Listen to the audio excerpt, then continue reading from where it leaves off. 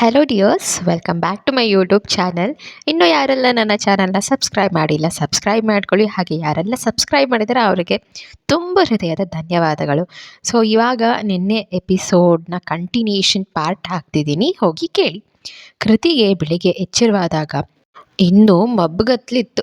ನಿದ್ದೆ ಕಣ್ಣಿನಲ್ಲೇ ಮೊಬೈಲ್ ತೆಕ್ಕೊಂಡು ನೋಡಿದಾಗ ಸಮಯವಿನ್ನೂ ನಸುಕಿನ 4:15. ಅವಳಿಗೆ ಬೆನ್ನು ಹಾಕಿ ಮಲಗಿದ್ದ ಆದಿಯನ್ನು ನೋಡಿದಾಗ ರಾತ್ರಿಯ ಮಧುರ ಕ್ಷಣಗಳ ನೆನಪಾಗಿ ಮನದಲ್ಲಿ ನಾಚಿಕೆ ಮೂಡಿ ಕದುಪುಗಳ ಕೆಂದಾವರಿಯಂತೆ ಕೆಂಪೇರಿದ್ದವು. ಸಿಟ್ಟಿನಲ್ಲಿ ರಾತ್ರಿ ಆದಿಯ ಮೇಲೆ ತಾನೆಷ್ಟು ಹಾರಾಡಿದೆನೆಂದು ನೆನಪಿಸಿಕೊಂಡಾಗ ತಾನು ಅಷ್ಟು ಸಿಲ್ಲಿಯಾಗಿ ನಡೆದುಕೊಳ್ಳದೆ ಸ್ವಲ್ಪ ತಾಳ್ಮೆಯಿಂದ ಇರಬೇಕಿತ್ತು. ಪಾಪ, ಅವನ ಮೇಲೆ ಸುಮ್ಮನೆ ಕೂಗಾಡಿದೆ. ಯಾವಾಗಲೂ ಅಷ್ಟು ಜೋರಿರೋನು ರಾತ್ರಿ ಏಕೋ ತಾನಷ್ಟು ಜೋರು ಧ್ವನಿಯಲ್ಲಿ ಕೂಗಾಡಿದರೂ ಸುಮ್ಮನೆ ಕೇಳಿಸ್ಕೊಳ್ತಿದ್ದೇನೆ ವಿನಃ ಎಂದಿನಂತೆ ಹೆಚ್ಚು ಮಾತಾಡದೆ ಸುಮ್ಮನಾಗ್ಬಿಟ್ಟ. ಅಂದ್ಕೊಂಡವಳಿಗೆ ತನ್ನ ವರ್ತನೆಯ ಬಗ್ಗೆ ತನಗೆ ಕಸಿವಿಸಿ ಅನ್ನಿಸ್ತು. ಯಾರಾದರೂ ಅವಳಿಗೆ ಇಷ್ಟವಿಲ್ಲವೆಂದರೆ ಅವರಿಂದ ಅಂತರ ಕಾಯ್ದುಕೊಂಡು ದೂರವಾಗ್ತಿದ್ಲೆ ವಿನಃ ಅವರೊಂದಿಗೆ ಜಗಳವಾಡೋದಾಗಲಿ ಅವ್ರು ಆಡೋ ಮಾತಿಗೆ ನೊಂದ್ಕೊಳ್ಳೋದಾಗಲಿ ಅವಳ ಸ್ವಭಾವನೇ ಅಲ್ಲ. ಆದರಿಲ್ಲಿ ಆದಿಯ ಪ್ರತಿ ಮಾತು ನಡೆ ಅವಳಿಗೆ ತುಂಬ ಮುಖ್ಯ ಅನ್ನಿಸ್ತಿತ್ತು. ಬೇರೆಯವರಂತೆ ಅವನನ್ನು ಉದಾಸೀನ ಮಾಡಲಾಗದು, ಹಾಗೆ ಅವನು ತನ್ನನ್ನು ಕಡೆಗಣಿಸೋದನ್ನು ಸಹ ಸಹಿಸಲಾಗ್ತಿಲ್ಲ. ಇದರ ಫಲಿತಾಂಶವೇ ಕಳೆದ ರಾತ್ರಿಯ ವರ್ತನೆ. ತನ್ನ ಬರ್ತ್ಡೇಗೆ ಅವನು ವಿಶ್ ಮಾಡಲಿಲ್ಲ ಎನ್ನುವುದೇ ಅವಳ ಅಸಮಾಧಾನಕ್ಕೆ ಕಾರಣವಾಗಿತ್ತು. ನಂತರ ಅವನಿಂದ ಬಂದ ಸಣ್ಣದೊಂದು ವಿಶ್ ಅವಳು ತನ್ನೆಲ್ಲ ಅಸಮಾಧಾನವನ್ನು ಮರೆತು ದಾಂಪತ್ಯ ಜೀವನಕ್ಕೆ ತಾನೇ ಹಾಕಿಕೊಂಡಿದ್ದ ಲಕ್ಷ್ಮಣ ರೇಖೆಯನ್ನು ಅಳಿಸಿ ತನ್ನವನೊಂದಿಗೆ ಮಧುರತೆಯ ಅನುಭೂತಿಯಲ್ಲಿ ಮೀಯುವಂತೆ ಮಾಡಿತ್ತು. ಅಬ್ಬಾ, ಈ ಹಠಮಾರಿ ಹುಡುಗ ಎಷ್ಟರ ಮಟ್ಟಿಗೆ ತನ್ನ ತಲೆ ಕೆಡಿಸ್ತಾನಲ್ವಾ. ಬೆಳಿಗ್ಗೆ ವಿಶ್ ಮಾಡಿಬಿಟ್ಟಿದ್ರೆ ತಾನು ಅಷ್ಟೊಂದು ಮನ ನೋಯಿಸ್ಕೊಳ್ಳೋ ಪ್ರಮೇಯವೇ ಬರ್ತಿರ್ಲಿಲ್ಲ. ಹೆಂಡತಿಗೆ ಒಂದು ವಿಶ್ ಮಾಡೋದಕ್ಕೆ ಅಷ್ಟೊಂದು ಕಾಡಿಸೋದೆ. ಹೀಗೆ ಯೋಚಿಸ್ತಿದ್ದಾಗ ಇದ್ದಕ್ಕಿದ್ದಂತೆ ಅವನು ಕೊಟ್ಟ ಗಿಫ್ಟ್ನ ನೆನಪಾಯಿತು. ಕುತೂಹಲದಿಂದ ಏನಿರ್ಬೋದು ನೋಡೋಣ ಅಂದ್ಕೊಂಡು ಮೇಲಿಡಲು ಹೋದಾಗ ಆದಿ ನಿದ್ದೆಯಲ್ಲೇ ಇವಳತ್ತ ತಿರುಗಿ ಮಲಗಿದವನು ಇವಳ ನಡುವನ್ನು ಬಳಸಿದಾಗ ಹೇಳ್ತಿದ್ದವಳು ಅವನ ನಿದ್ರೆಗೆ ತೊಂದರೆ ಆಗಬಾರ್ದೆಂದು ಸದ್ದಾಗದಂತೆ ಹಾಗೆ ಹಾಸಿಗೆಯಲ್ಲಿ ಮಲಗಿಬಿಟ್ಲು. ಸ್ವಲ್ಪ ಸಮಯದ ನಂತರ ಮೆಲ್ಲನೆ ತನ್ನನ್ನು ಬಳಸಿದ್ದ ಅವನ ಕೈಯನ್ನು ಸರಿಸಲು ಹೋದಾಗ ಅವನ ಹಿಡಿತ ಮತ್ತಷ್ಟು ಬಿಗಿಯಾಗಿತ್ತು. ರೂಮಿನ ಮಬ್ಬು ಲೈಟಿನ ಬೆಳಕಿನಲ್ಲಿ ಅಷ್ಟು ಸನಿಹವಿದ್ದ ಅವನ ಮುಖ ನೋಡ್ತಿದ್ದಂತೆ ಯಾಕೋ ಅವನನ್ನು ಮುದ್ದಿಸುವ ಮನಸ್ಸಾಗಿ ಮೆಲ್ಲನೆ ಬಳಿ ಸಾರಿ ಅವನ ಮೊಂಡು ಮೂಗಿನ ಮೇಲೊಂದು ಮುತ್ತಿಟ್ಟಳು. ನಿದ್ರೆ ಮಂಪರ್ನಲ್ಲೇ ಸ್ವಲ್ಪವೇ ಕಣ್ಣು ತೆರೆದವನು ಡೋಂಟ್ ಡಿಸ್ಟರ್ಬ್ ಅಂತ ಗಂಭೀರವಾಗಿ ಹೇಳಿದಾಗ ಏನು ದೊಡ್ಡ ಮಾನ್ಮತಾಯವನೋ, ನಿದ್ದೆಯಲ್ಲೂ ಎಷ್ಟು ಆ್ಯಟಿಟ್ಯೂಡ್ ತೋರಿಸ್ತಾನೆ. ನಾನೊಬ್ಳು ಪೆದ್ದಿ, ಬೆಳಿಗ್ಗೆನೇ ಇವನಿಂದ ಬೈಸ್ಕೊಳ್ಳೋಕ್ಕೆ ಇವನ ಹತ್ರ ಹೋಗ್ಬೇಕಿತ್ತಾ ಅಂತ ಬೈದ್ಕೊಂಡು ಅವನಿಂದ ಬೆಳೆಸ್ಕೊಂಡು ಹೇಳೋದಕ್ಕೆ ಹೋದವಳನ್ನು ಕೈ ಹಿಡಿದು ತನ್ನೆಡೆಗೆ ಎಳೆದುಕೊಂಡಿದ್ದನವ. ಸೀದಾ ಅವನ ಎದೆ ಮೇಲೆ ಬಂದು ಬಿದ್ದಿದ್ಲು. ಬಿಡಿ ನನ್ನಿಂದ ಸುಮ್ಮನೆ ಯಾಕೆ ತೊಂದರೆ ನಿಮಗೆ? ಕಣ್ಣು ತುಂಬ ನಿದ್ದೆ ಮಾಡಿ, ನನಗೆ ಕೆಲಸ ಇದೆ, ನಾನು ಹೇಳ್ತೀನಿ ಅಂದು ಅವನಿಂದ ಬಿಡಿಸ್ಕೊಳ್ಳೋದಕ್ಕೆ ಹೋದಾಗ ಮುಖದ ಮೇಲೆ ಬಿದ್ದಿದ್ದ ಅವಳ ಮುಂಗುರುಳನ್ನು ಹಿಂದೆ ಸರಿಸ್ತಾ, ಏನಂತ ಕೆಲಸ ಇಷ್ಟು ಬೆಳಿಗ್ಗೆ? ಏನಾದರೂ ಮನೆ ಕೆಲಸ ಮಾಡಬೇಕಾ ಅಥವಾ ಅಡುಗೆ ತಿಂಡಿ ಮಾಡಬೇಕಾ? ರೆಡಿಯಾಗಿ ಹೋಗೋದು ತಾನೇ, ಅದಕ್ಕಿನ್ನೂ ಬೇಕಾದಷ್ಟು ಟೈಮ್ ಇದೆ ಅಂದಾಗ ಕಣ್ಣಗಲಿಸಿ ಅವನತ್ತ ಸುಡು ನೋಟ ಬೀರಿದ್ಲು. ವಾಟ್ ಡು ಯು ಮೀನ್ ರೆಡಿಯಾಗಿ ಹೋಗೋದು? ನಾನೇನು ಫ್ಯಾಷನ್ ಪೆರೇಡ್ಗೆ ರೆಡಿಯಾಗಿ ಹೋಗ್ತೀನಾ? ಯಾಕೆ ಸ್ಟುಪಿಡ್ ಥರ ಮಾತಾಡೋದು ನೀವು? ಯಾಕೆ ನಿಮ್ಮ ಕೊಲೀಗ್ಸ್ ಯಾರು ಲೇಡೀಸ್ ಇಲ್ವಾ? ಅವ್ರು ಬರೀ ರೆಡಿಯಾಗಿ ಬಂದು ಕೂತು ಹೋದರೆ ಸ್ಯಾಲ್ರಿ ಕೊಡ್ತಾರಾ ಕಂಪ್ನಿಯಿಂದ? ಹಾಂ ಅಂತ ನಸುಗೋಪದಿಂದ ತರಾಟೆಗೆ ತೆಗೆದುಕೊಂಡಿದ್ಲು ಗಂಡನನ್ನು. ಹೌದು, ನಮ್ಮ ಕಂಪ್ನೀಲಿ ಹಾಗೆ, ಲೇಡೀಸ್ ಜಸ್ಟ್ ಚೆನ್ನಾಗಿ ತಯಾರಾಗಿ ಬಂದರೆ ಸಾಕು, ಕೆಲಸವೇನು ಮಾಡಬೇಕಾಗಿಲ್ಲ, ಅಷ್ಟಕ್ಕೆ ಹ್ಯಾಂಡ್ಸಮ್ ಸ್ಯಾಲ್ರಿ ಅವ್ರಿಗೆ. ಆದಿ ಸುಳ್ಳನ್ನೇ ಸತ್ಯ ಅನಿಸೋಷ್ಟು ಗಂಭೀರವಾಗಿ ಹೇಳಿದಾಗ ಅವಳಿಗಿದು ಅರ್ಥವಾಗಿ ಮುಷ್ಟಿ ಮಾಡಿ ಅವನ ಎದೆಗೆ ಮೆಲ್ಲನೆ ಗುದ್ದಿದ್ಲು. ನೀವು ನನ್ನ ಹತ್ರ ಮಾತ್ರ ಇಷ್ಟು ಸೀರಿಯಸ್ ಆಗಿ ಮಾತಾಡೋದಾ ಅಥವಾ ಎಲ್ಲರ ಹತ್ರನೂ ಹೀಗೇನಾ ಅಂತ ವ್ಯಂಗ್ಯ ಬರೆತ ಕುತೂಹಲದಿಂದ ಕೇಳಿದ್ಲು. ನೀನು ಸ್ಪೆಷಲ್ ಹುಡುಗಿ ಅಲ್ವಾ, ಅದಕ್ಕೆ ನಿಂಗೆ ಸ್ಪೆಷಲ್ ಟ್ರೀಟ್ಮೆಂಟ್ ಅಂದಿದ್ದನವ. ಅದು ಕೂಡ ಗಂಭೀರವಾಗೇ. ಅವಳು ಮತ್ತೊಮ್ಮೆ ಅವನ ಎದೆಗೆ ಏಟು ಕೊಟ್ಟು you are a mad guy ಅಂದಾಗ ಅವನು if you want you can continue ಅಂದಿದ್ದ. ಏನೇನು ಕಂಟಿನ್ಯೂ ಮಾಡೋದು? ಅವಳ ಪ್ರಶ್ನೆಗೆ ಅವನು ಅದೇ ಗಂಭೀರತೆಯಿಂದ, ಅದೇ ನಾನು ಮಲಗಿದ್ದಾಗ ಅದೇನೋ ಮಾಡ್ತಿದ್ದಲ್ಲ, ನನ್ನ ಮೂಗಿನ ಹತ್ರ ಬಂದು ಅಂದಾಗ, ಆಹಾ ಕಳ್ಳ, ಹಾಗಾದರೆ ಎಚ್ಚರವಾಗಿದ್ರಾ ನೀವು? ಇದು ಹೇಳೋದಕ್ಕೂ ಕೇಳೋದಕ್ಕೂ ಸಮಯವಲ್ಲ ಅಂತ ಫಿಲಿಮ್ ಡೈಲಾಗ್ ಹೊಡೆದವನು ಅವಳ ತುಟಿಗಳಿಗೆ ಚುಂಬಿಸಿದಾಗ, ಥೂ ಎಂದು ಅವನನ್ನು ದೂಡ್ದವಳು. ಆದಿ, ಮೊದಲು ನಿಮ್ಮ ಮೀಸೆ ಟ್ರಿಮ್ ಮಾಡ್ಕೊಳ್ಳಿ, ನಂಗೆ ತುಂಬ ಕಾಟ ಕೊಡುತ್ತೆ ಅಂತ ಅವನ ಮೀಸೆಯನ್ನು ತನ್ನ ಕೈಯಿಂದ ಮುಚ್ಚಿದಾಗ ಆದಿ, ಸರಿ ಬಿಡು, ಈ ಮೀಸೆ ಪೂರ್ತಿ ತೆಗೆದ್ಬಿಡ್ತೀನಿ ಅಂದಿದ್ದ. ಅವಳಂದ ಮಾತ್ರಕ್ಕೆ ಮೀಸೆ ತೆಗೆಯುವ ಗಂಡನ ಅವನು ಸುಮ್ಮನೆ ಹಾಗೆ ಚೋಡ್ಬಿಟ್ಟಿದ್ದಾನಷ್ಟೆ. ಕ್ಷಣ ಅವನನ್ನು ಮೀಸೆ ಇಲ್ಲದೆ ಕಲ್ಪನೆ ಮಾಡಿಕೊಂಡವಳ ಮೊಗದಲ್ಲಿ ಮೂಡಿದ ಕಿರುನಗೆ ಹಾಗೆ ಹೆಚ್ಚಾಗುತ್ತಾ ಹೋಯಿತು. ಅವನ ಪ್ರಶ್ನಾರ್ಥಕ ನೋಟಕ್ಕೆ, ಮೀಸೆ ಇಲ್ಲದಿದ್ದರೆ ಥೇಟ್ ಮೆಂಟಲ್ ಥರ ಕಾಣ್ತೀರಾ, ಅದಕ್ಕಿಂತ ಇದೇ ವಾಸಿ ಅಂತ ನಗುವಿನ ಮಧ್ಯ ಹೇಳಿದಾಗ ಅವನು ಹುಸಿಗೋಪ ನಟಿಸ್ತಾ, ಓಯ್ ಏನಂದೆ, ನಾನು ಮೆಂಟಲಾ? ಸರಿ, ಈ ಮೆಂಟಲಿಗೆ ಏನು ಮಾಡ್ತಾ ನೋಡ್ತಾ ಇರು ಅಂದವನು ಅವಳನ್ನು ಮೆಲ್ಲನೆ ಆವರಿಸ್ಕೊಳ್ತಾ ಹೋದಾಗ ಅವಳು ಅವನಿಂದ ಬಿಡಿಸ್ಕೊಳ್ಳುವ ವ್ಯರ್ಥ ಪ್ರಯತ್ನ ಮಾಡ್ತಾ ಕೊನೆಗೆ ಅವನಲ್ಲಿ ಸಂಪೂರ್ಣವಾಗಿ ಬೆರೆತು ಹೋಗಿದ್ಲು. ಇಂದು ಅಮ್ಮನ ಮನೆಗೆ ಹೋಗ್ಬೇಕಂದ್ಕೊಂಡಿದ್ದವಳು ನಿನ್ನೆ ಬರ್ತ್ಡೇಗೆ ವಿಶ್ ಮಾಡಿದಾಗಲೇ ಆದಿಯೊಡನೆ ಮನೆಗೆ ಬರಲು ಆಹ್ವಾನಿಸಿದ್ದರು. ರಮೇಶ್ ಹಾಗೆ ಸುಹಾಸಿನಿ ದಂಪತಿಗಳು ನಿನ್ನೆ ಸಂಜೆ ಇವಳದೇ ಬೇರೆ ಕಡೆ ಪ್ರೋಗ್ರಾಮ್ ಇದ್ದಿದ್ದರಿಂದ ನಾಳೆ ಖಂಡಿತ ಬರುವೆನೆಂದು ಹೇಳಿದ್ಲು. ಆದರೆ ತಾನು ಕರೆದಾಕ್ಷಣ ತನ್ನ ಗಂಡ ಹೊರಟು ಬರ್ತಾನೆನ್ನುವುದರ ಬಗ್ಗೆ ಅವಳಿಗೆ ಸಂದೇಹವಿತ್ತು. ಮಮ್ಮಗೆ ಕಾಲ್ ಮಾಡಿ ಆದಿಯನ್ನು ಸ್ವತಃ ಅವರೇ ಆಹ್ವಾನಿಸುವಂತೆ ಹೇಳೋಣವೆಂದ್ಕೊಂಡ್ಳು. ಮಧ್ಯಾಹ್ನದವರೆಗೂ ಅತ್ತೆಗೆ ಸಹಾಯ ಮಾಡಿ ನಂತರ ಅವರ ಅನುಮತಿ ಪಡೆದು ಆದಿ ತನ್ನೊಂದಿಗೆ ಬಂದರೂ ಸರಿ, ಬಾರ್ದಿದ್ರೂ ಸರಿ, ಇಂದು ತವರಿಗೆ ಹೋಗಿ ಬರೋಣ ಅಂತ ಮನದಲ್ಲೇ ನಿರ್ಧರಿಸಿದ್ಲು.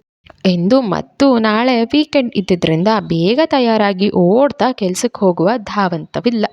ಅದಕ್ಕಾಗಿ ತನ್ನ ಅತ್ತೆಗೆ ಏನಾದರೂ ಸ್ವಲ್ಪ ಸಹಾಯ ಮಾಡೋಣವೆಂದುಕೊಂಡೆ ಸ್ನಾನವಾದ ಕೂಡಲೇ ಮನೆಯಲ್ಲಿ ಉಡುವ ಮೆತ್ತನೆಯ ಸೀರೆಯನ್ನು ತೆಗೆದುಕೊಂಡ್ರು. ಗುಲಾಬಿ ಬಣ್ಣದ ಹಸಿರು ಬೋರ್ಡರ್ನ ನಡುವೆ ಸಣ್ಣ ಹೂಗಳಿದ್ದ ಸೀರೆಯುಟ್ಟು ಒದ್ದೆ ಕೂದಲನ್ನು ಮಧ್ಯದಲ್ಲೊಂದು ಕ್ಲಿಪ್ ಹಾಕಿ ಫ್ರೀಯಾಗಿ ಆರಲು ಬಿಟ್ಟು ಮುಖಕ್ಕೆ ತೆಳುವಾಗಿ ಪೌಡರ್ ಲೇಪಿಸಿ ಹಣೆಗೊಂದು ಸಣ್ಣ ಬಿಳಿ ಹರಳಿನ ಸ್ಟಿಕ್ಕರ್ ಇಟ್ಕೊಂಡ್ಳು. ಲಘು ಬಗೆಯಿಂದ ತಯಾರಾಗಿ ಕೆಳಗೆ ಹೊರಟವಳನ್ನು ಅಲ್ಲೇ ಇದ್ದ ಆದಿ ಕೊಟ್ಟಿದ್ದ ಗಿಫ್ಟ್ ಬಾಕ್ಸ್ ಆಕರ್ಷಿಸಿತು. ಇದರ ಬಗ್ಗೆ ಆದಿಯನ್ನು ಕೇಳೋಣವೆಂದ್ಕೊಂಡು ಅವನು ದಿನ ವರ್ಕೌಟ್ ಮಾಡ್ತಿದ್ದ ರೂಮಿಗೆ ಬಂದಾಗ ಅವನಲ್ಲಿರಲಿಲ್ಲ. ತನ್ನ ಗೆಳೆಯರೊಂದಿಗೆ ಅವನಾಗಲೇ ಬೆಳಗಿನ ಜಾಗಿಂಗ್ ಹೊರಟೋಗಿದ್ದ. ಅವಳು ವಾಶ್ರೂಮ್ನಲ್ಲಿ ಇದ್ದಿದ್ದರಿಂದ ಅವನು ಹೊರ ಹೋಗಿದ್ದದ್ದು ಅವಳಿಗೆ ಗೊತ್ತಾಗಲಿಲ್ಲ. ಅವನು ಬರೋವರೆಗೆ ಕುತೂಹಲ ತಡೆಯಲಾರದೆ ಅದನ್ನು ತೆರೆದು ನೋಡಿದ್ಲು. ಬಂಗಾರದ ಕಾಲ್ಗೆಜ್ಜಿಗಳು. Wow, it's nice. ಖುಷಿಯಿಂದ ಅವಳ ಕಣ್ಣುಗಳು ಅರಳಿದ್ವು. ಗಂಡನಿಂದ ಬಂದ ಮೊದಲ ಗಿಫ್ಟ್ ಅದು. ಗೆಜ್ಜೆಗಳನ್ನ ತಗೊಂಡು ಕಾಲಿಗೆ ಹಾಕ್ಕೊಂಡ್ಳು. ಬೆಳ್ಳನೆಯ ನುಣುಪು ಪಾದಗಳಿಗೆ ತುಂಬ ಸೊಗಸಾಗಿ ಒಪ್ಪುತ್ತಿದ್ವು ಕಾಲ್ಗೆಜ್ಜೆಗಳು. ಗಂಡನ ಆಯ್ಕೆಗೆ ತಲೆದೂಗಿದ್ದಳು. ರೂಮಿನ ತುಂಬ ಸಣ್ಣ ಮಕ್ಕಳಂತೆ ಓಡಾಡಿ ನೋಡಿಕೊಂಡು ಥ್ಯಾಂಕ್ಸ್ ಆದಿ ಅಂತ ಟೇಬಲ್ ಮೇಲೆ ಫೋಟೋ ಸ್ಟ್ಯಾಂಡ್ನಲ್ಲಿದ್ದ ಆದಿಯತ್ತ ನೋಡಿ ಹೇಳಿ ಸಂಭ್ರಮಿಸಿದ್ಲು. ನಂತರ ಸೀದಾ ಅಡುಗೆ ಕೋಣೆಯತ್ತ ಬಂದಿದ್ಲು. ಮಮತಾ ಆಗಲೇ ಬೆಳಗಿನ ತಿಂಡಿ ತಯಾರಿಸುವ ಧಾವಂತದಲ್ಲಿದ್ದರು. ಶನಿವಾರ ಭಾನುವಾರಗಳು ಬಂದರೆ ಎಲ್ಲರೂ ಮನೆಯಲ್ಲಿರೋದ್ರಿಂದ ಅವ್ರಿಗೆ ಕೆಲಸದ ಹೊರೆ ಹೆಚ್ಚಾಗ್ತಿತ್ತು. ಉಳಿದ ದಿನಗಳಲ್ಲಿ ಕಾಲೇಜ್ ಕೆಲಸಗಳಿಗೆ ಹೋಗುವ ಗಡಿಬಿಡಿಯಲ್ಲಿ ಮಾಡಿದ್ದ ಯಾವುದೋ ಒಂದು ತಿಂಡಿಯನ್ನೇ ತಿಂದು ಹೋಗ್ತಿದ್ದವರು ವೀಕೆಂಡ್ ಬಂದರೆ ಸಾಕು ಎಲ್ಲರೂ ತಮ್ಮಿಷ್ಟದ ಊಟ ತಿಂಡಿಗಳ ದೊಡ್ಡ ಪಟ್ಟಿಯನ್ನೇ ಮಮತಾರ ಮುಂದೆ ಇಟ್ಟುಬಿಡ್ತಿದ್ರು. ಒಬ್ಬೊಬ್ಬರ ಇಷ್ಟಗಳು ಒಂದೊಂದು ಬಗೆಯವು. ಅವರನ್ನು ಸಂತೃಪ್ತಿಪಡಿಸಲು 2-3 ಥರದ ತಿಂಡಿ ಅಡುಗೆಗಳು ಮಾಡಬೇಕಾಗ್ತಿತ್ತು ಮಮತಾ. ಆದರೆ ಅವರು ಕೊಂಚವೂ ಬೇಸರಿಸದೆ ಪಾಪ ದಿನಾ ಹೋಗುವ ಆತುರದಲ್ಲಿ ಸರಿಯಾಗಿ ತಿನ್ಕೊಂಡು ಹೋಗಲ್ಲ. ಮತ್ತು ಮಧ್ಯಾಹ್ನವೂ ಕೂಡ ಕಾಲೇಜ್ ಮತ್ತು ಆಫೀಸ್ನ ಕ್ಯಾಂಟೀನಲ್ಲಿ ತಿಂದ್ಕೋತಾರೆ. ಕನಿಷ್ಠ ವಾರದಲ್ಲಿ 2 ದಿನನಾದರೂ ಅವ್ರಿಗೆ ಇಷ್ಟವಾದದನ್ನು ಹೊಟ್ಟೆ ತುಂಬ ತಿನ್ನಲಿ. ಅವರ ಆರೋಗ್ಯ ಮತ್ತು ಖುಷಿ ಮುಂದೆ ಈ ಕೆಲಸವೇನೋ ಹೊರೆ ಎನಿಸ್ತಿರ್ಲಿಲ್ಲ ಅವ್ರಿಗೆ. ಇಂದು ಸಹ ತಿಂಡಿಗೆ ಗಂಡನಿಗಿಷ್ಟವೆಂದು ದೋಸೆ, ಕಾಯಿ ಚಟ್ನಿ, ಆಲೂಗಡ್ಡೆ ಪಲ್ಯ ಮತ್ತು ಮಕ್ಕಳಿಗಾಗಿ ಪೂರಿ, ಸಾಗು ಮತ್ತು ಅದರೊಂದಿಗೆ ಬೂದುಗುಂಬಳಕಾಯಿ ಹಲವಾದ ತಯಾರಿಯಲ್ಲಿದ್ದರು. ಮದುವೆಯಾಗಿ ಬಂದಾಗಿನಿಂದ ವೀಕೆಂಡ್ಗಳಲ್ಲಿ ಮಮತಾರ ಅಡುಗೆ ಕೆಲಸವನ್ನು ನೋಡಿ ಕೃತಿ ಅಚ್ಚರಿಗೊಳ್ತಿದ್ಲು. ದಿನಪೂರ್ತಿ ಅಡುಗೆ ಮನೆಯಲ್ಲೇ ಇದ್ದು ಇಷ್ಟೊಂದು ವೆರೈಟಿಗಳನ್ನು ಒಂದು ಚೂರು ಬೇಜಾರಿಲ್ಲದೆ ಮಾಡ್ತಾರಲ್ಲ ಅಂದ್ಕೊಳ್ತಿದ್ಲು. ಆಗೆಲ್ಲ ಅವಳಿಗೆ ತನ್ನ ತವರಿನ ನೆನಪಾಗ್ತಿತ್ತು. ಮನೆಯಲ್ಲಿರೋ ಮೂವರು ಕೆಲಸಕ್ಕೆ ಹೋಗಿ ಬರೋದರಾಗಿದ್ದರಿಂದ ಅವರು ಊಟ ತಿಂಡಿಗಳು ಹೆಚ್ಚಾಗಿ ಹೊರಗೆ ಆಗ್ತಿದ್ವು. ರಾತ್ರಿಯದೊಂದು ಊಟ ಮಾತ್ರ ಮನೆಯಲ್ಲಿ ಅನ್ನುವಂತಿತ್ತು. ಇನ್ನು ವೀಕೆಂಡ್ ಬಂದ್ರಂತೂ ವಾರ ಪೂರ್ತಿ ದುಡಿದ ಎಲ್ಲರ ಚಿತ್ತ ವಿಶ್ರಾಂತಿ ತೆಗೆದುಕೊಳ್ಳುವತ್ತ. ಒಂದು ದಿನ ಹೋಟೆಲಿಂದ ಪಾರ್ಸೆಲ್ ತರಿಸಿದ್ರೆ ಮತ್ತೊಂದು ದಿನ ಒಂದೊಳ್ಳೆ ರೆಸ್ಟೋರೆಂಟ್ನಲ್ಲಿ ಊಟ, ಒಂದಷ್ಟು ಶಾಪಿಂಗ್, ಇಷ್ಟವಾದರೆ ಒಂದು ಮೂವಿ ಎನ್ನುವಂತಿರ್ತಿತ್ತು ಅವರ ವೀಕೆಂಡ್ಸ್ ಶೆಡ್ಯೂಲ್. ಅಡುಗೆಯವರನ್ನು ಇಟ್ಕೊಂಡ್ರೆ ಅವ್ರು ಸ್ವಲ್ಪ ದಿನ ಸರಿಯಾಗಿರ್ತಿದ್ರಷ್ಟೆ. ನಂತರ ಮನೆಯಲ್ಲಿ ಯಾರೂ ಇಲ್ದಿರುವಾಗ ಮೆಲ್ಲನೆ ರೇಷನ್ ಹೊತ್ತೊಯ್ಯೋದು ಅಥವಾ ಮರೆತು ಹೊರಗಿಟ್ಟಿದ್ದ ಬೆಲೆ ಬಾಳುವ ಸಾಮಾನುಗಳನ್ನು ಹಣವನ್ನು ತೆಗೆದುಕೊಂಡು ಹೋಗೋದು ಮಾಡ್ತಿದ್ರು. ಇವನ್ನೆಲ್ಲ ನೋಡಿ ನೋಡಿ ಸಾಕಾದ ಸುಹಾಸಿನಿ ತಾವು VRS ತೆಗೆದುಕೊಂಡು ಅಚ್ಚುಕಟ್ಟಾಗಿ ಮನೆ ಮತ್ತು ಗಂಡ ಮಗಳನ್ನು ನೋಡಿಕೊಂಡು ಆರಾಮವಾಗಿರಬೇಕು ಅಂದ್ಕೊಂಡಾಗಲೆಲ್ಲ ರಮೇಶ್, ಅಲ್ವೇ ಸುಹಾ, ಬೆಳಿಗ್ಗೆಯಿಂದ ಸಂಜೆ ತನಕ ಒಂದು ಕ್ಷಣನೂ ಪುರ್ಸೊತ್ತಿರೋದಿಲ್ಲ.